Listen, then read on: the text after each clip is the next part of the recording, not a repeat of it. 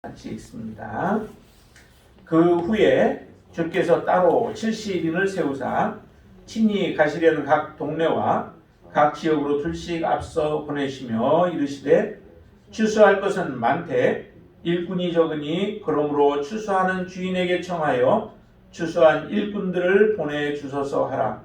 갈지어다 내가 너희를 보내니 어린 양을 이리 가운데로 보냄과 같도다.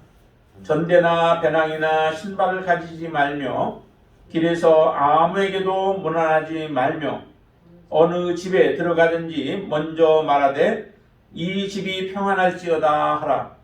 만일 평안을 받을 사람이 거기 있으면 너희의 평안이 그에게 머물 것이요 그렇지 않으면 너희에게로 돌아오리라. 그 집에 유하며 주는 것을 먹고 마시라. 일꾼이 그 삭슬 받는 것이 마땅하니라. 이 집에서 저 집으로 옮기지 말라. 어느 동네에 들어가든지 너희를 영접하거든 너희 앞에 차려놓은 것을 먹고 거기 있는 병자들을 고치고 또 말하기를 하나님의 나라가 너희에게 가까이 왔다 하라. 어느 동네에 들어가든지 너희를 영접하지 아니하거든 그 거리로 나와서 말하되 너희 동네에서 우리 발에 묻은 먼지도 너희에게 떨어버리노라. 그러나 하나님의 나라가 가까이 온 줄을 알라 하라. 내가 너희에게 말하노니 그날의 소돔이 그 동네보다 견디기 쉬우리라. 화 있을진저 고라시나 화 있을진저 벳세다야 너희에게 행한 모든 권능을 두로와 시돈에서 행하였더라면 그들이 벌써 베옷을 입고 제에 앉아 회개하였으리라. 심판때에 두로와 시돈이 너희보다 견디기 쉬우리라. 가버나움아 내가 하늘까지 높아지겠느냐 음부에까지 낮아지리라. 너희 말을 듣는 자는 곧 내 말을 듣는 것이요 너희를 저버리는 자는 곧 나를 저버리는 것이요 나를 저버리는 자는 나 보내신 이를 저버리는 것이니라 하시니라.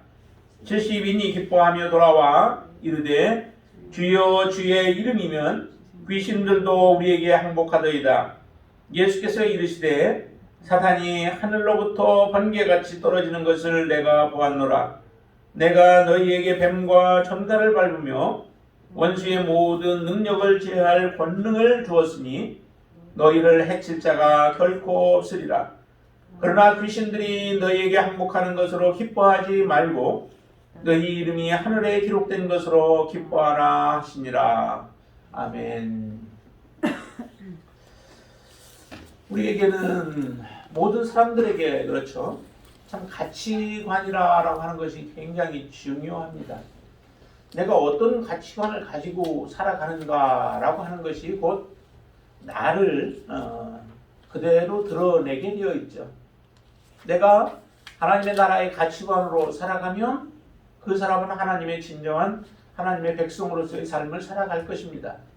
그렇지 않고 세상의 가치관으로 살아가게 되어지면 그가 추구하는 것이나 그가 행하는 것이나 그가 생각하는 것이나 모든 것들이 다 세상적이 되어질 수밖에 없습니다.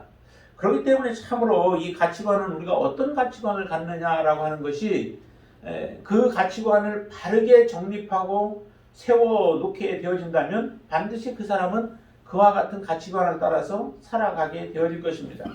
여러분들의 가치관이 정말로 하나님의 나라의 가치관 또 하나님의 말씀의 가치관으로 여러분들이 온전히 세워질 수 있게 되어지기를 바랍니다. 예수님께서 여기서 오늘 우리가 특별히 보고자 하는 것도 우리가 무엇으로 기뻐할 것인가 라고 하는 거예요. 우리가 기뻐하는 것이 내가 뭐 때문에 기뻐하는가 세상에 살아가면서도 우리는 보통 이제 물질과 직접적으로 관련이 많이 있죠. 많이 물질 때문에 우리가 기뻐하고 물질 때문에 또 슬퍼하기도 하고 물질 때문에 근심하기도 하고 여러 가지 많이 하지만 그러나 그걸 그렇게 하는 것 자체 그것이 큰 문제라고 우리가 보기에는 볼 수는 없지만 그러나 정말 중요한 그 두 가지의 갈림길 가운데 딱 놓여 있을 때 우리는 무엇 때문에 기뻐할 것이고 무엇 때문에 즐거워할 것이고 무엇 때문에 우리가 감사하면서 살아갈 수 있겠느냐라고 하는 거예요. 그 질문 앞에서 항상 우리가 하나님의 가치관을 가지고 살아갈 수만 있다면은 그 사람은 온전한 믿음의 사람으로 살아갈 수 있게 되어질 것입니다. 작은 문제들에서부터 큰 문제에 이르기까지 그 문제들을 어떻게 선택하고 어떻게 결정하는가에 따라서 내 삶이 그런 사람이 되잖아요. 그렇죠? 여러분들이 어떤 것을 매 순간마다 선택했느냐에 따라 지금까지 우리가 되어져 여기까지 나온 거예요. 여러분들이 매번 결정해야 할 때마다 다른 결정을 하셨다면 여러분들은 지금 이 자리에 있지 않았을 겁니다. 바른 결정을 해서 지금 이 자리에 온 줄로 믿습니다. 오늘 보면은 그 두 가지 이제 사건이 나오죠. 어떻게 보면 한 가지를 같이 연결시킨 그런 내용이라고도 보아도 무리는 없습니다. 예수님께서 70명을 세우시죠. 70명을 세우셔서 그들로 하여금 이제 전도를 하게 하죠. 미리 가야 할 것을 먼저 앞서서 둘씩 보내시는 그런 예수님의 명령이 나옵니다. 그러면서 이제 특별히 추수할 것은 많지만은 그 추수할 일꾼들이 적으니까 일꾼들을 보내달라라고 말씀하시면서 이렇게 얘기를 해요. 보내는데 그들을 어디로 보내냐면은 양들을 이리 가운데로 보내는 것 같다라고 말씀을 하시죠. 양들을 이리 가운데로 보낸다. 사실 양은 자기 자신을 지킬 수 있는 것이 아무것도 없죠. 힘도 없고 잘 달리지도 못하고 뭐 뿔이 있는 것도 아니고 자기 스스로 자기 자신을 지킬 만한 것이 아무것도 없어요. 이런 양을 이리 가운데로 사실 보낸다라고 하는 것은 뭐 죽음을 의미하는 것이기도 하죠. 그렇지만은 이렇게 보내면서도 예수님께서는 말씀하시기를 전대나 배낭이나 신발 뭐 이런 것들을 가지지 못하게 하십니다. 아무것도 가지지 못하게 하시죠. 사실 그렇다고 해서 맨발로 돌아다니면서 복음을 증거하라고 하시는 그런 말씀은 아니시죠. 하나님이 모든 것을 책임지시겠다라고 하는 거예요. 비록 연약해 보이고 일이 늑대나 아니면 이리들에게 다 잡혀 먹힐 만한 그런 아무런 힘이 없지만 그러나 이 복음을 들고 나아가는 하나님의 자녀들, 특별히 이 복음 전도자들에게는 하나님의 놀라운 능력으로 그들을 지켜 보호해 주시는 것이죠. 그래서 복음이 증거되어지도록 하나님의 역사하시는 거예요.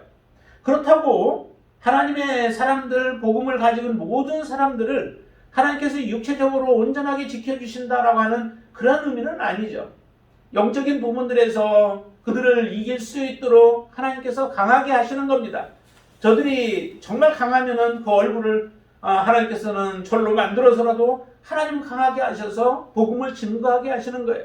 그러니까 복음을 가지고 선자, 하나님과 함께 선자는 세상에서 약하지 않습니다. 정말 약해 보이고 무능해 보인다 할지라도 그 무능해 보이는 자들을 통하여서 오히려 하나님의 놀라운 역사를 이루어내시죠. 특별히 이제 고린도전서에 보면은 사도 바울의 그 고백에서 보면은 정말 약한 자, 또 무식한 자, 아무것도 가지지 못한 자, 그런 자들을 통하여서 오히려 가진 자들을 부끄럽게 만들기도 하고 지식 있는 자를 부끄럽게 만들기도 하시고 또 능력 있는 자들을 그들을 부끄럽게 만드시는 하나님의 놀라운 은혜를 하나님이 허락하시죠. 이것은 복음으로 말미암아 사실 일어나는 일들이에요. 세상에서 하나님의 자녀들을 높은 자리에 올리겠다라고 하는 것이 아니라 복음으로 말미암아 복음을 들은 자와 듣지 못한 자의 하나의 차이인 거죠. 복음을 들어서 복음을 받아들인 자는 하나님의 놀라운 은혜를 경험한 자들이요 하나님의 비밀들을 깨달은 자들이죠. 그렇지만은 아무리 세상에 지혜가 있고 많은 것을 가졌고 많은 학식이 있고 많은 것을 어쩌고 쌓아놓았어도 복음이 없다면 그들의 인생은 무능한 인생이었고 무가치한 인생으로 끝날 수밖에 없는 거죠. 그런 모습을 본다면은 정말로 우리가 연약해 보이지만은 하나님이 우리와 함께 계실 때에 그 복음은 능력 있게 전파되어지고 그 복음을 통하여서 죽어가는 자들이 살아나는 역사들이 일어나게 되어집니다. 이스라엘 백성들이 애굽에서 나올 때 정말 힘도 없고 능력도 없었지만은 하나님은 그들을 지키셨습니다. 그리고 하나님은 홍해를 건너가기도 하시고 그리고 광야 길들을 하나님 지나가게 하셨죠. 근데 참 특이한 것은 40년 동안을 지나왔는데도 이스라엘 백성들은 그들의 광야 길에서 공급받을 것도 별로 없는데도 불구하고 이스라엘 백성들이 그곳에서 죽지 않았어요. 하나님의 보호하심 속에서 발이 부르트지도 않고 옷이 헤어지지도 아니하고 그리고 먹을 것이 다 떨어지지도 않도록 하나님은 그들에게 공급을 해주셨던 그 하나님의 역사를 우리가 믿음으로 바라보고 하나님을 신뢰하며 나아간다면은 이와 같은 일들이 지금 예수님께서 그 전도자들을 보내면서 하셨던 이 말씀들이 뭐 그렇게 되게 이상할 것 하나도 없죠. 전대가 없어도 배낭이 없어도 신발이 없어도 그들은 사명을 감당할 수 있는 자들이 되어질 수 있습니다.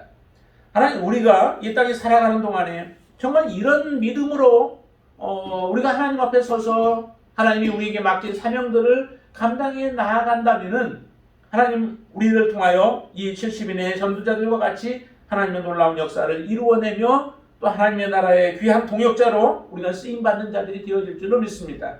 그렇게 여러분들 결단하시고 주님만을 오직 신뢰할 수 있게 되길 바랍니다. 이 전대나 배낭이나 신발과 같은 것들이 없음으로 인하여서 전도자들에게 있어서 능력이 나타날 수 있는 거죠. 왜냐하면 능력은 우리 안에 있는 게 아니죠. 정말 능력은 예수 그리스도 그분을 믿음으로 예수 그리스도를 의지함으로 예수 그리스도를 신뢰함으로 말미암아 우리의 능력이 나타나는 거죠. 내 능력, 내 스스로의 어떤 힘으로 우리는 능력을 나타내는 게 아니에요. 그러기에 전대도 없고 배낭도 없고 아무것도 없다면은 오직 우리는 주님만을 바라볼 수 있는 거예요. 여러분들의 인생 속에서 정말 오직 주님만을 바라보고 나아갈 수 있는 귀한 믿음의 사람 되기를 바랍니다. 그것이 바로 우리에게 힘이요 우리의 능력이죠. 여호와는 나의 힘이시라라고 우리는 그렇게 고백할 수 있게 될 겁니다. 머릿속으로만이 아니라 실제 삶 속에서 그렇게 고백할 수 있는 여러분들이 되시기를 바랍니다. 자, 그러시면서도 사람들에게 들어갈 때마다 그 집안을 위하여서 평안을 빌라라고 얘기를 해요. 정말 그 평안을 비는 것은 굉장히 중요하죠. 어떤 면에서 중요할까요? 평안을 빌면은 그 자체가 내게 돌아오든지 아니면 그 집에 합당하든지 둘 중에 한 가지잖아요. 그 집이 평안을 받을 만한 그런 집이면 그러니까 다시 예수 그리스도를 온전히 영접하고 하나님께 대해서 믿음으로 살아가는 가정이라면 그 평안이 그대로 축복으로 임하게 되어질 거예요. 만약에 그 가정이 하나님의 축복을 받을 만한 가정이 아니라 할지라도 내가 빈 축복은 오히려 내게 다시 돌아오게 되어져서 나를 붙드시고 나를 평안케 하고 또 내가 복음을 잘 증거할 수 있도록 하는 그런 무기가 되어지기 때문에 그렇습니다. 그래서 평안을 비는 것은 굉장히 중요해요. 그래서 주님은 이 평안을 각 가정에 들어갈 때마다 그 집을 위하여서 그렇게 평안을 빌라라고 말씀하시면서 그곳에서 주는 대로 다른 이곳저곳 돌아다니지 말고 그 집에서 주는 대로 먹고 그곳이 하나의 근거지가 되어져서 복음을 증거할 수 있도록 그렇게 명령하시면서 8절에 한 가지 이렇게 말씀합니다. 어느 동네에 들어가든지 너희를 영접하거든 너희 앞에 차려놓는 것을 먹으라 라고 말씀하시죠. 이제 참 중요한 단어죠. 우리의 인생 가운데서도 이 영접이라고 하는 것, 이 영접이 있었기 때문에 예수 그리스도를 영접하였기 때문에 우리가 진정한 하나님의 자녀가 되어지듯이 그 동네에 들어가서 영접하는 자들이 있고 영접하지 않는 두 부류의 사람들이 항상 있게 되어지죠. 영접하는 자들과 영접하지 않는 자들. 여기서는 영접하는 사람들에게는 이렇게 얘기를 하죠. 그곳에 가서 병자들을 고치고 또 말하기를 하나님의 나라가 너희에게 가까이 왔다라고 이렇게 외치래요. 근데 그 하나님의 나라가 가까이 왔다라고 하는 말을 외치는 것은 영접하지 않은 자들에게도 동일하게 같이 말씀을 하시죠. 그런데 달라요. 정말 영접하는 자들에게 하나님의 나라가 가까이 온 것과 영접하지 않는 자들에게 하나님의 나라가 가까이 왔다라고 하는 외침의 그 말은 의미가 다르죠. 정말 영접하는 자들에게는 하나님의 나라가 가까이 와서 이제 하나님의 나라를 바라보며 믿음으로 살아가도록 그 말씀이 그들을 격려하고 또 위로하며 하나님의 나라를 그들을 초청하는 그런 메시지가 되어지는 거죠. 진정한 하나님의 축복된 말씀이 되어져요. 그리고 고침을 받은 사람들, 이 사람들이 주님께로 나올 수 있는 그런 놀라운 계기가 되어지죠. 반면에 받아들이지 않는, 영접하지 않는 그런 사람들을 향해서는 모든 먼지 증거들을 떨어버리고 그리고 나서 그들을 향하여 하나님의 나라가 가까웠다는 거예요. 하나님의 나라가 가까웠기에 너희들은 이제 심판의 대상이 되어질 수밖에 없는 거예요. 회개하고 돌이키지 않는 한 하나님의 심판이 너희들의 가까이 왔음을 깨닫고 빨리 회개하고 돌이키기를 원하는 경고의 메시지가 그 가운데 들어가는 거예요. 여러분들은 어떤 메시지를 듣기를 원하시나요? 정말 우리가 경고의 메시지를 통하여 하나님 앞에 바르게 설 수만 있다면은 경고의 메시지도 참 좋죠. 때로는 우리가 살아가면서 많은 경고의 메시지를 우리가 많이 듣습니다. 근데 우리가 우둔해지면 또 마음이 이렇게 무뎌지면은 하나님의 그 경고의 메시지도 잘 들려지지 않죠. 우리가 하나님 앞에 예민하고 또 하나님의 뜻대로 바르게 살아가려고 그렇게 발버둥 치면 발버둥 칠수록 하나님의 메시지는 또 하나님의 경고의 메시지는 잘 들려오지만 그렇지 않으면 하나님의 메시지는 잘 들려지지 않습니다. 말씀하셔도 듣지는 못하죠. 그 니느웨 성에 요나가 가서 외쳤을 때 참 저는 그것이 놀라운 기적으로 항상 이렇게 느껴지는데요. 정말 어떻게 요나가 3일길이나 되는 것을 그냥 삐쭉 가서 전하고 마는 그냥 하루에 그것도 다 정성을 들여서 한 것도 아니고 외쳤는데 그 말씀이 그 니느웨 성에 온 백성으로부터 시작해서 짐승과 왕에 이르기까지 회개의 역사가 일어날 수 있었습니다. 그들은 하나님의 메시지를 경고의 메시지를 바르게 들은 거죠. 바르게 듣고 하나님 앞에 엎드려 회개하였을 때 하나님의 자비와 긍휼이 또 하나님의 은혜가 그들 가운데 임하게 되어졌던 것을 우리가 보면서 참으로 악한 자들이 많이 있지만 그러나 그들을 깨우칠 수 있는 그러한 하나님의 말씀, 하나님의 나라가 가까웠다라고 하는 말을 정말 우리가 그래서 외쳐야 된다는 거죠. 듣든지 아니 듣든지 간에 외침으로 말미암아 잠자고 있는 자들이 깨어나야 하고 또한 하나님 앞에 믿음으로 잘 살아가는 사람들은 더욱더 우리가 나 혹시 부족한 부분들이 없는지를 돌이켜보면서 하나님 앞에 더욱 굳건하게 서는 그런 계기가 되어질 수 있기 때문에 하나님의 나라가 가까이 온 것 그리고 마지막 때가 되어진 것에 대해서 우리는 외쳐야 된다는 겁니다. 세상 사람들은 이렇게 외치는 것에 대해서 항상 마지막 때라고 얘기하고 우리를 조롱하고 비웃는 사람들도 많이 있을지 몰라도 그러나 이 말씀이 사람들에게 회개를 촉구하는 그런 말씀이 되어질 수 있기에 외쳐야만 합니다. 예수님도 그렇게 외치라고 말씀하시죠. 그래서 외칩니다. 자, 그런데 여기 보면은 이렇게 얘기를 해요. 그들에게 외치면서 그 소돔과 고모라, 소돔 12절 말씀 한번 보실까요? 12절 보시면은 내가 너희에게 말하노니 그날에 소돔이 그 동네보다 견디기 쉬우리라 라고 말씀해요. 근데 그 동네들 실제 이 주님의 말씀 하나님의 나라 가까이 왔다라고 외쳤던 그 말씀들은 고라신하고 벳세다 또 가버나움과 같은 이런 도시들이 그들을 향해서 외쳤을 때에 그 도시들보다 소돔이 사실은 우리가 볼 때는 더 악한 도시로 알고 있죠. 그렇지만은 이 소돔이 주님이 보실 때에는 더 악하지 않다는 거예요. 소돔이 그 소리를 들었으면은 아니면 두로와 시돈이 이 회개를 요구하시는 주님의 말씀을 들었더라면은 그들은 벌써 회개하고 돌이켜서 긍휼을 얻었을 것이라는 거죠. 회개하여 죄에 앉아서 회개하였을 것이다 라고 말씀을 하십니다.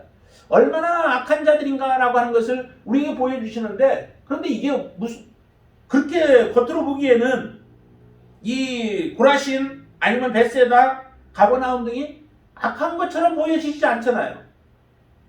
특별히 지금 소돔 고모라와 같은 곳은 동성연애까지도 우리가 보고 있잖아요. 그렇게 타락한 도시인데 지금 여기서 말씀하는 고라신이나 벳세다나 또 가버나움과 같은 도시들은 그렇게 악한 도시가 아니에요. 그렇게 악한 것으로 보여지지도 않아요. 그런데도 주님은 말씀합니다. 누구를 향해서? 주님의 말씀을 듣고 주님의 행하시는 기적들을 바라보면서 그리고 제자들이 증거하는 복음의 메시지 예수 그리스도를 증거하는데도 그 말씀에 귀를 기울이지 않고 듣지 아니하는 자들을 향하여서 더 악하다라고 지금 말씀하시는 거예요. 이 말씀을 우리는 귀담아 들으셔야만 합니다. 지금 이 시대에 하나님의 말씀이 외쳐질 때 복음을 듣지 아니하고 외면하며 또 그들이 대적하는 자들이 있다면은 그 대적 그것은 이 벳세다나 아니면은 가버나움이나 고라신과 보다도 더 악한 자들이라고 우리는 그렇게 판단할 수 있는 겁니다. 점점 가면 갈수록 하나님의 말씀을 듣지 아니하는 자들은 더 악한 죄악을 범하고 있는 자들이라는 거죠. 하나님의 심판의 대상이 되어지고 하나님의 책망의 대상이 되어질 수밖에 없는 자들이라고 하는 것을 우리에게 단적으로 말씀해 주십니다. 우리는 하나님의 말씀을 들으면 어떻게 해야 할까요? 우리가 돌이켜야 되죠. 속히 돌이켜야 하죠. 그것도 즉시입니다. 하나님의 말씀은 언제 어느 때 어떠한 일들이 일어날지 모릅니다. 항상 지금이 하나님의 마지막 때와 같은 심정으로 우리는 살아가야 되고 또 마지막 때의 삶을 우리는 하나님 앞에 결단하며 살아가야만 합니다. 16절에 이렇게 말씀하시죠. 한번 같이 보실까요? 같이 한번 읽습니다. 너희 말을 듣는 자는 곧 내 말을 듣는 것이요 너희를 저버리는 자는 곧 나를 저버리는 것이요 나를 저버리는 자는 나 보내신 이를 저버리는 것이니라 하시니라 말씀하시죠. 다 연관이 되어져 있어요. 예수님이 보내신 제자들 또 그 70명의 제자들 이 제자들도 주님과 직접적으로 관련이 있는 것이죠. 주님과 하나님과 관련이 있듯이 그리고 제자들과 예수님과 관련이 있듯이 다 복음의 말씀을 들고서 있는 자들은 하나님과 직접적으로 관련이 되어 있습니다. 그래서 비록 제자들이라 할지라도 제자들이 가서 전하는 복음의 말씀을 듣지 않는다면은 그들은 곧 누구를 거부하는 것이냐면은 복음을 거부할 뿐만 아니라 예수 그리스도를 거부하는 것이요 그들을 보내신 하나님을 거부하는 것이 되어진다는 겁니다. 이거는 굉장한 특권도 있는 거죠. 복음을 가지고 서는 자들에 대한 특권. 그들은 곧 하나님의 동역자들이고 또한 하나님의 사명을 받은 자들로 하나님의 복음의 전도자들입니다. 그 전도자들의 말을 너희들은 받아들이라는 거예요.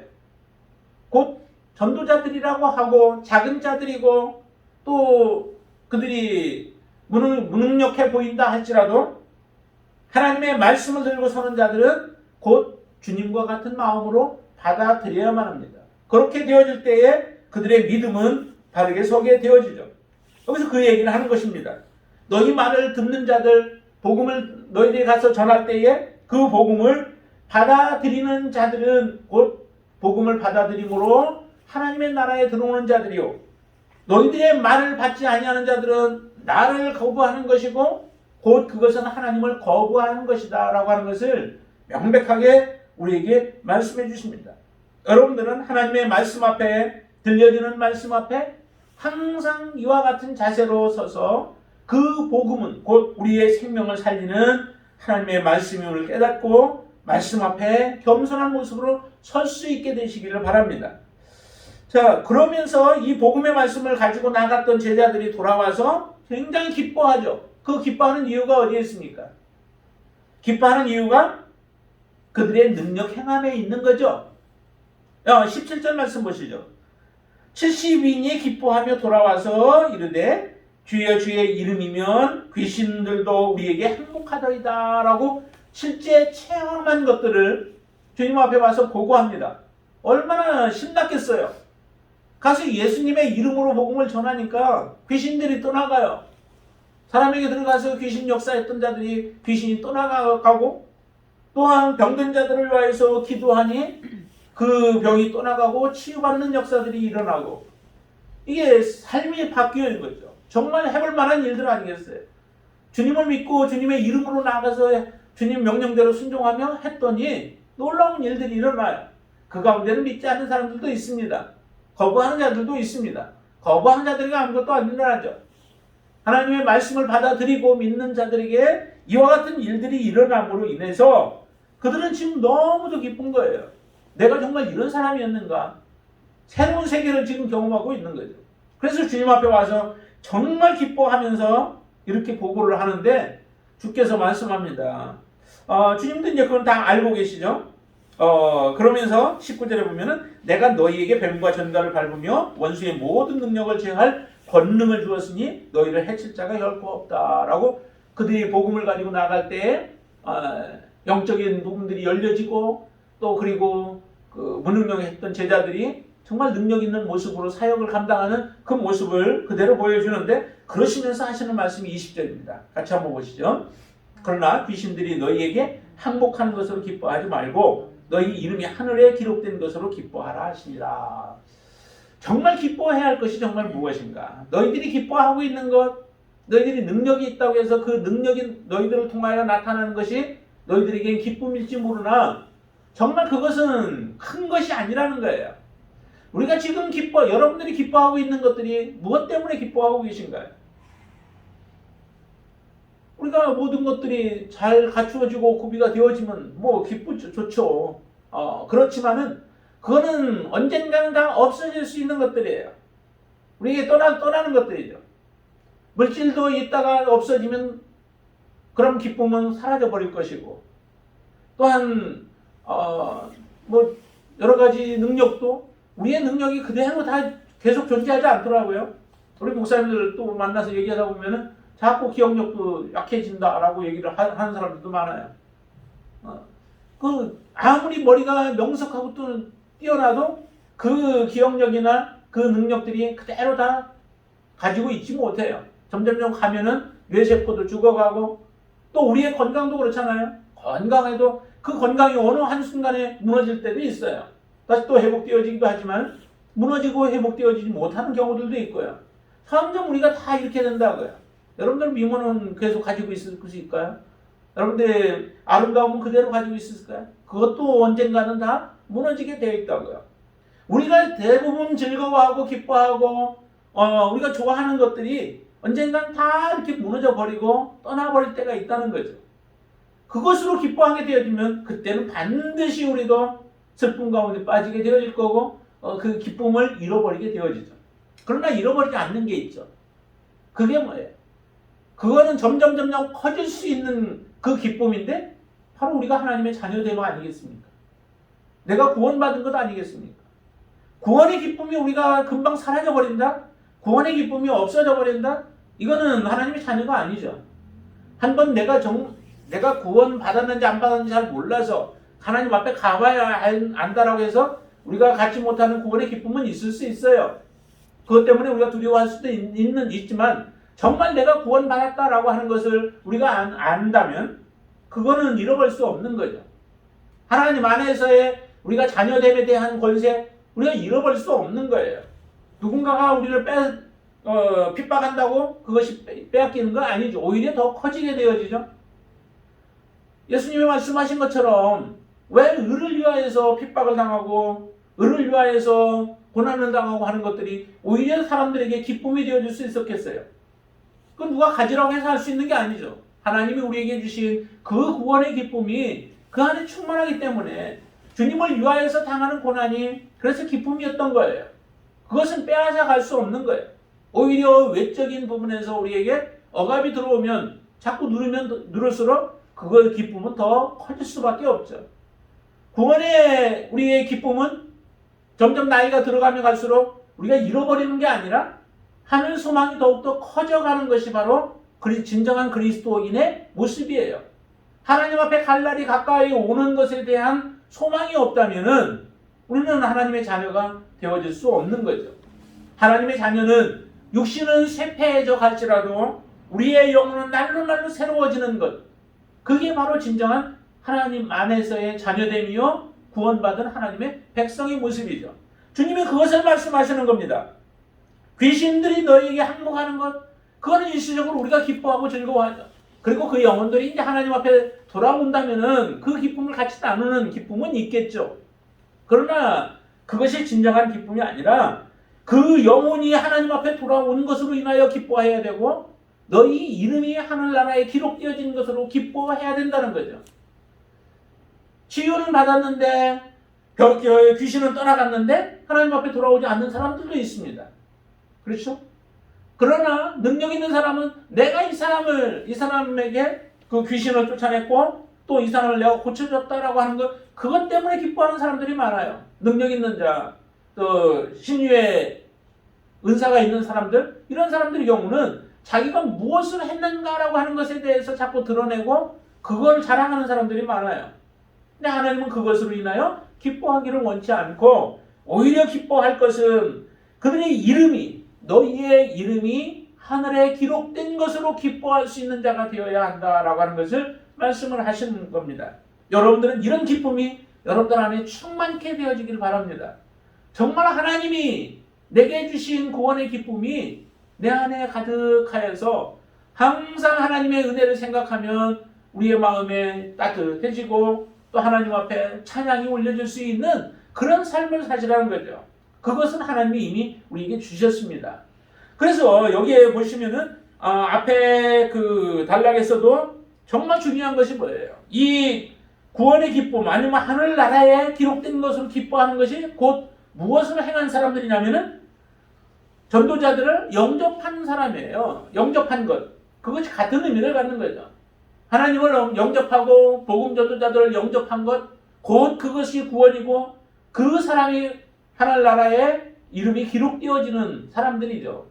그렇기 때문에 바로 이렇게 행하는 것은 이제 뒤에 부분들과 같이 동일하게 연결되어지는데 그것은 이제 다음 주에 우리가 보겠지만은 이처럼 영접하는 것, 예수 그리스도를 믿는 것, 그것이 바로 하나님 앞에서 진정한 기쁨이 되어야 한다라고 하는 것을 말씀을 하십니다. 여러분들의 삶 속에서 정말 이 가치관으로 여러분들이 충만케 되어지길 바랍니다. 우리의 가치관은 내가 예수 그리스도 안에서 하나님의 뜻을 이루어가고 또 하나님의 영광을 드러내는 삶. 실제적으로 율법이 무엇을 얘기하나요? 율법의 핵심은 곧 하나님을 사랑하고 이웃을 사랑하는 것이죠. 하나님을 사랑하는 것이 무엇으로 나타나야 하는가라고 할 때 그 나타나야 하는 것은 여러 가지 모습으로 나타날 수 있어요. 근데 하나님을 사랑한다라고 하는 것은 곧 하나님을 사랑하는 사람은 예수 그리스도를, 예수님을 우리가 배반할 수 없죠. 예수님을 멀리할 수 없죠. 예수님을 거부할 수 없죠. 하나님을 사랑하는 사람은 곧 복음을 받아들이는 사람이에요. 복음을 거부하는 사람은 하나님을 사랑하는 사람이 아니에요. 벌써 이미 율법에서 그 사람은 떠난 사람이죠. 같이 연결이 되어 있습니다. 그래서 하늘에 기록된 것으로 기뻐하는, 너희 이름이 하늘에 기록된 것 때문에 기뻐하는 것, 그것은 곧 너희가 예수 그리스도를 영접한 자들이요, 또 영접한 사람들이 곧 복음을 들고 나아가서 지금 증거하는 거고, 그 복음을 증거하는 전도자들을 받아들여서 영접하는 자들, 그들을 곧 구원받은 자들이다라고 그렇게 말씀하십니다.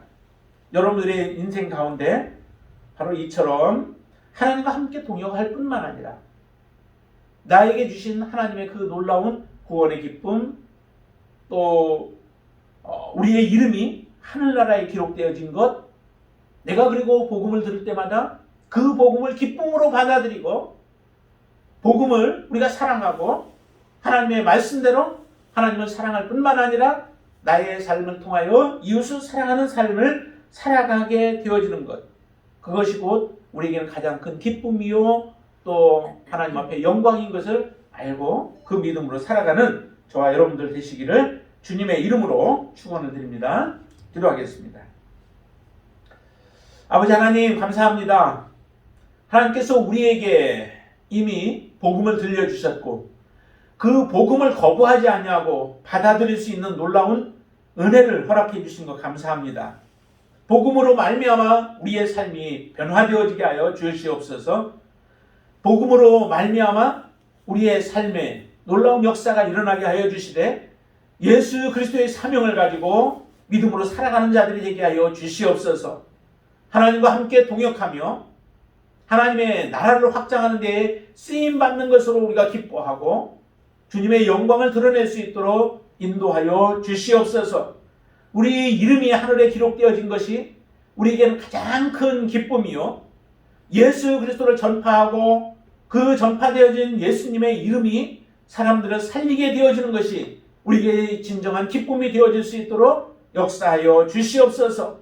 세상에 근거한 기쁨이 아니라, 세상 것을 사랑함으로 오는 기쁨이 아니라 영원한 것 예수 그리스도를 사랑함으로 우리가 누리는 기쁨이 되어지도록 역사하여 주시옵소서. 우리의 연약한 부분들 하나님 만져주시고 하나님의 권능으로 치료하여 주시어서 하나님의 은혜를 더욱더 선포하며 살아가는 믿음의 지체들이 되어지도록 축복하여 주시옵소서. 예수님의 이름으로 간절히 기도드리옵나이다. 아멘.